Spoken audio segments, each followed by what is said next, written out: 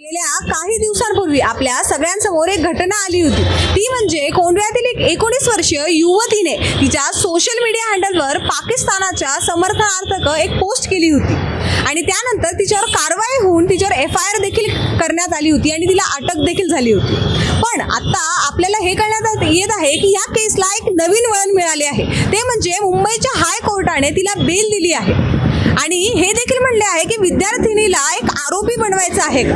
तर आपल्या सोबत आहेत पतित पावन संघटनेचे अध्यक्ष क्षीरसागर सर। तर आपण त्यांच्याकडून जाणून घेऊया की त्यांचे याच्यावर काय म्हणणे आहे आणि याच्या पुढे आपल्याला आता काय कारवाई केली पाहिजे।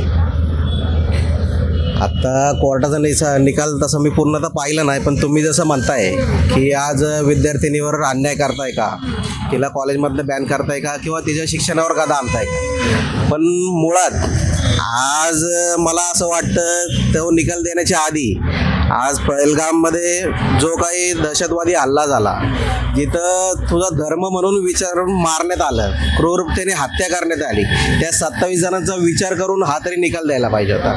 आज त्या लोकांना समर्थन करणारे ही अशी वृत्ती खरंच आपल्या इथं जर अशी काम करत असेल आणि त्याही पलीकडे अभिव्यक्ती स्वातंत्र्य त्या नावाखाली कित्येक असे प्रकार घडत असतात, पण हा जो प्रकार आहे हा कुठल्या राजकीय नेत्याचा नव्हता, कोणत्याही पक्षाचा नव्हता, कोणत्याही व्यक्तीवर नव्हता, हा देशविघातक कृत्य करणाऱ्या लोकांसंदर्भात होता। शत्रू राष्ट्र, आज शत्रू राष्ट्राचं समर्थन करणारी ही मुलगी होती।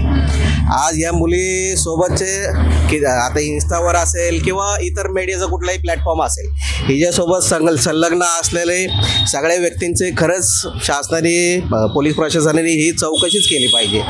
मुळात ती शाळेत जर शिकते, कॉलेज जर शिकते, तिला ह्या गोष्टीत अशा पद्धतीत जर स्टेटमेंट जर ती देत असेल तर नक्कीच हिला कोणतरी वाव देत असेल। अशा गोष्टी ह्या सहजासहजी घडत नसतात आणि राष्ट्रीय लेवलची यंत्रणा आहे। आज भारत देश आज जगाच्या 4थ्या क्रमांकावर आलेला, त्यांची यंत्रणा आम्हाला पूर्ण विश्वास आहे, आपल्या पूर्ण भारत देशाच्या शासनावर विश्वास आहे, पूर्ण यंत्रणेवर पण विश्वास आहे। त्यांच्या म्हणण्यानुसार, त्यांच्या पूर्णतः रेखीनुसार तर पूर्णतः पाकिस्तान यामध्ये दोषी आढळतोय। आज त्या मुलीच्या जर म्हणण्यानुसार जर पाकिस्तान दोषी आढळत नसेल तर हे अत्यंत आमच्यासारख्या लोकांना चुकीचीच बाबी वाटते। सर, आपल्याला हे देखील कळण्यात येत आहे की तिला फ्रीडम ऑफ स्पीचच्या अंडर सोडलेलं आहे, तर हे कितपत बरोबर आहे? मी आता तेच म्हणलं, फ्रीडम ऑफ स्पीच म्हणजे आज तुम्ही शत्रू राष्ट्राचे आज समर्थनात तुम्ही अशा पोस्ट करता, व्यक्तीची आहे का कुठल्याही स्पीच त्यांनी दिलेली नाही, कुठल्या राजकीय नेत्याची आहे का नाही आहे, कुठल्या पक्षाविरोधात आहे का नाही, किंवा इवन कोणत्याही पंतप्रधान असतील, राष्ट्रपती असेल, ह्यांच्या विरोधात केलेली ती स्पीच नाही आहे। हिंदुत्व म्हणजे हिंदू लोकांना विचारून, त्यांचा धर्म विचारून मारलं गेलं, त्याही पलीकडं तर शत्रू राष्ट्र।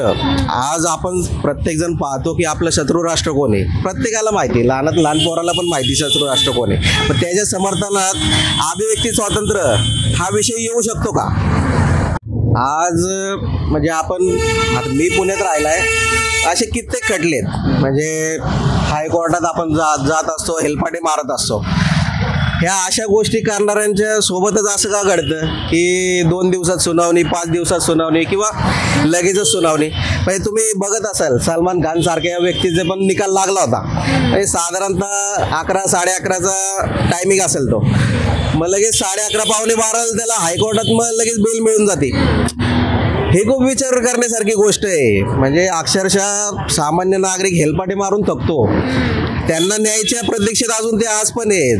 कित्येक लोकांना तिथं जायलाही येत नाही, कामाच्या अडचणीत पण असतात, पण अशा लोकांना पाठीशी मग नक्की घालतंय कोण? त्यांना त्वरित असा न्याय कोण द्यायला मोकळा आहे? त्या अशा पद्धतीत जे लोक काम करतात ह्यांच्या सगळ्यांची चौकशी झाल्या पाहिजेत। या लोकांना आजही जर तसं आपल्या पोलीस प्रशासनाने जर चौकशी केली असेल त्यात नक्कीच आढळेल आणि हितनं पुढेही ह्यांना शिक्षण देणारे असेल, ह्यांना मीडियावर जर कोणी काही सांगत असेल किंवा इंटरनली त्या मीडियाच्या अंतर्गत व्यवस्थेमधनं जर काही त्यांच्याकडनं बोलून घेत असेल तर ह्या पुढचा चौकशीचा भाग आहे, पण हा त्यांनी नक्कीच पूर्ण करावा। आता यापुढे या गोष्टीमध्ये काय होणार आहे ते आपण नक्कीच बघूया। तोपर्यंत मी मृदुला नारळे, न्यूज डॉट्स पुणे।